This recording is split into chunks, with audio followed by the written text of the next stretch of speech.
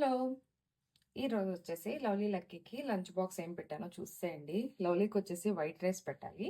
White rice పెట్టానంటే అర్థం ఈరోజు పప్పు చేశానని అర్థం అన్నమాట.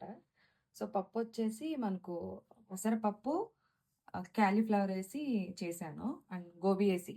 సో, నెక్స్ట్ వచ్చేసి దానికి నంచుకోవడానికి అరటికాయ ఫ్రై అన్నమాట. చాలా టేస్టీగా భలే ఉంటదండి నా స్టైల్‌లో. ఆల్రెడీ వీడియో ఉంది. ఒకసారి చూడండి కావాలంటే. అదేమో లంచ్ కోసం. బ్రేక్‌ఫాస్ట్‌కొచ్చేసి పపాయ అన్నమాట ఈరోజు. అలాగే ఈవినింగ్ స్నాక్ కోసం బిస్కెట్స్. చిక్కీ అయిపోయాయి. అందుకోసం అని చెప్పేసి ఇవి పెడుతున్నాను.